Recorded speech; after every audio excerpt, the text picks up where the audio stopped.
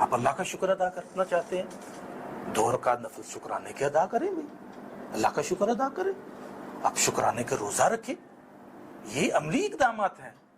آپ شکرانے کے طور پہ قرآن کی تلاوت کریں، یہ عملی اقدامات ہیں۔ اللہ کی ذکروں کا، اللہ کی نعمتوں کا بیان کریں، یہ عملی اقدامات ہیں۔ تو آپ صدقہ دیں، آپ کسی کے لیے خیر کا کام کر دیں، آپ بھلائی کا کام کر دیں، آپ صدقہ جاریہ کا کام کر دیں، تو یہ بھی شکر ادا کرنے کا ایک عملی طریقہ ہے۔ تو آپ شکر ادا کر سکتے ہیں عملی طریقے کے ساتھ۔ اللہ کے بندوں کا شکریہ ادا کرنے کے لیے ان کو جو ہے وہ تحفے تحائف دیں، اور ان کے لیے کوئی آسانیاں پیدا کریں، اللہ کے بندوں کے لیے آسانیاں پیدا کریں، رفع عامہ کو کوئی کام کریں۔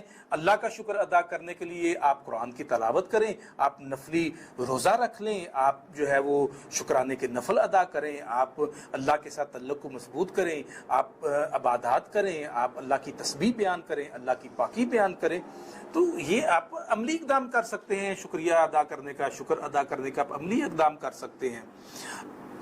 آپ یہ بات یاد رکھ لیجئے گا، اگر ناشکری کے باوجود یا شکر ادا نہ کرنے کے باوجود نعمتوں کا تسلسل نہیں نہ ٹوٹ رہا، تو پھر آپ ڈریں، اللہ کے خوف سے ڈریں کہ وہ وقت دور نہیں ہے کہ جب اللہ کی ذات جو ہے وہ آپ کی نعمتوں کو ہی آپ کے لیے عذاب بنا دے، آپ کے لیے تکلیف کا باعث بنا دے۔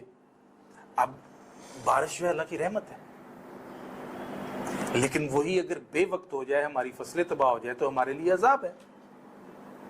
بارش اللہ کی رحمت ہے، لیکن وہی اگر مقدار سے زیادہ ہو جائے، ہماری فصلیں ڈوب جائے، سیلاب آ جائے، تو ہمارے لیے زحمت بن جاتی ہے، تکلیف ہو جاتی ہے۔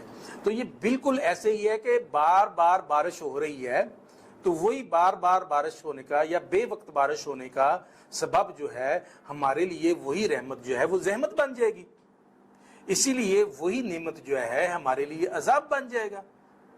تو اگر آپ پر بار بار نعمتوں کا تسلسل جو ہے وہ نہیں ٹوٹ رہا، نعمتیں آپ کو عطا ہو جا رہی ہیں، تو پھر آپ اللہ سے ڈریں، اور آپ ناشکرے ہیں اگر آپ اللہ کا شکر ادا نہیں کر رہے، تو کہیں وہی نعمتیں جو ہیں، کہیں وہی رحمت آپ کے لیے زحمت نہ بن جائے، وہی نعمت آپ کے لیے عذاب کا باعث نہ بن جائے۔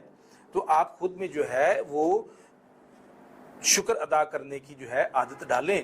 اگر آپ نہیں کریں گے تو اللہ آپ کو نعمتیں چھینے تو آپ کیا کر سکتے ہیں؟ آپ یہ دیکھیں، اللہ تعالیٰ فرماتے ہیں قُلْ أَرَأَيْتُمْ إِنْ أَصْبَحَ مَاؤُكُمْ غَوْرًا فَمَن يَأْتِكُمْ بِمَاءٍ مَّعِينٍ۔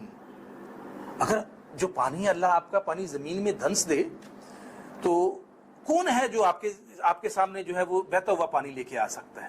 نہیں لا سکتا۔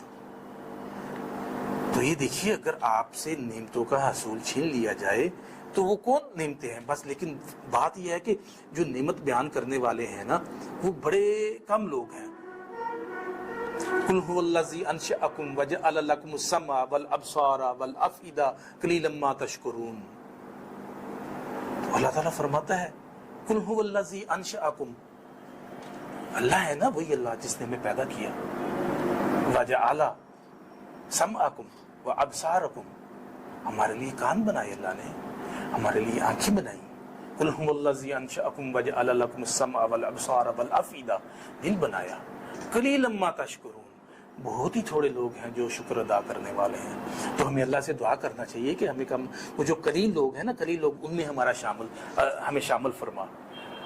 ہم اگر ان لوگوں میں شامل ہو جاتے ہیں، اللہ کی نعمتوں کا شکر ادا کرنے والے ہیں، تو ہمارے لیے اللہ اپنی نعمتوں کو مزید بڑھا دے گا، ہمارے لیے اللہ دنیا کی آسانیاں فرمائے گا، اللہ ہمارے لیے آخرت کی آسانیاں فرمائے گا۔ تو ہمیں چاہیے کہ ہم اللہ کے شکر گزار بندے بن جائیں۔